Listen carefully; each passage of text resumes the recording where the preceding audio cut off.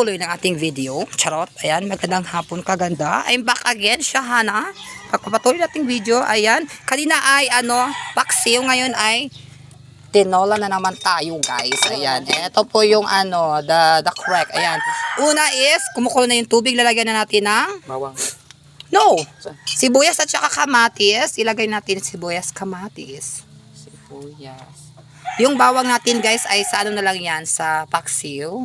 Kasi mas yung sibuyas na siya, kamatis. Lagay na natin. Natin na siya. Baghan na siya, sis. Yan yung sekreto, guys, para yung tinola mo. Tapos, Sasarap yung tinola mo. Ayan, eto. Pati yan. Tapos, asin, at saka yung magic. ating dahan, tinaan. Yes, ayan. Dapat timplahan mo muna, guys, bago mo yung ilagay yung isda. Panghuli na lang yung ating Kamatis. Oh. Yes. Sunod. Lagyan natin ng asin. Ganito, guys. Abridan yung magic, sis. Lagyan natin ng... Wait, dapat matis muna natin ang ating sabaw bago natin ilagay ang isda, guys, para masarap yung ating Ilagay natin ang magic ko. Ang magica na. Ayan. Kulang. Ikaw na, sis. That is enough. Ayan, tapos, antayin natin, kumukulo ulit ang tubig para tikman natin ang sabaw.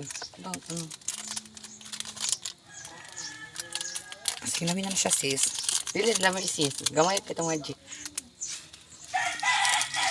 Di ito siyang pulo daw. Hindi na ko sa video ang magic. Hindi na pakita sa video. Ayan. Wala, sis. Sarap na yan. Okay. Ayan. Tapos tikman muna natin bago natin ilagay ang isda with... Ayun na, sis. Tinunan na siya, sis. Yes, bawal lagyan po ng bawang ang tinola kasi yan. Tikman muna natin. Wow, ayan, guys. Masarap na ang sabaw. Mas lalo lagyan natin ng isda. Mas lalong sumasarap yan, guys. Pag nalagyan na ng isda na rainbow fish. Ang ating bangkulaysan. Ang ating bangkulisan na isda na nakuha sa ating karagatan. Ayan. Pabutangan ko ng cube mo daw. Pwede po, sis, chicken. Ayan. Isasali na natin ang isda, guys. Continue our video. Ayan, ang ating cooking video for this afternoon's content. Ayan, guys, ang ating bangkulaysan kasama ang ating sisilab na gusto niyang magluto, guys. She wants to be a culinary artist coming year. Go. And then, that one. That one. Ayan. Yung ating petsa. Isusunod ang ating petsa, guys, para sa ating napaka yummy na tinola, guys. Ngayong gabi, para sa tanghalian ni guys, para sa hapunan. Supper. Yes, for hapunan is supper. Dinner, yes. Yan. Yan, guys. Yan, umaaroma ng ating isda, guys, ng ating tinola. Watch and learn po tayo, guys, kasi yan, ilagay na natin ang Maraming... no, last na yan. Yan, guys.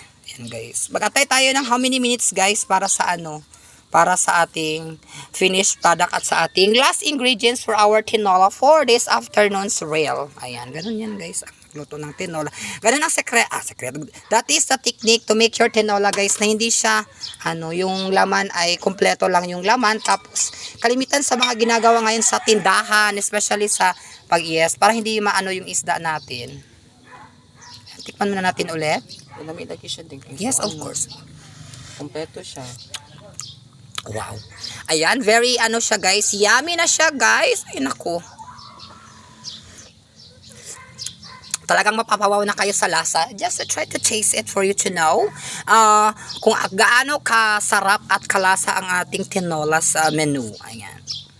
Wow. Oh, diba, guys? And then, lalagyan natin ang ating last ingredients, ang ating spring onions. Ayan, ganito na siya, guys. Ayan, pak. Ang sarap sa ating tinola for this afternoon's reel, mga kaganda. Yes.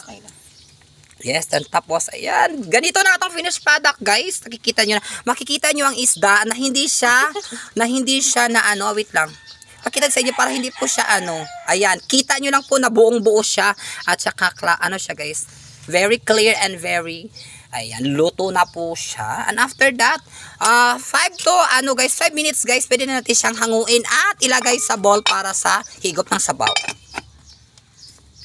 Hihigupin. Salamat sa panonood po ng ating mga kagandaan. Thank you for watching. Follow for more. Subscribe siya ha. Thank you so much.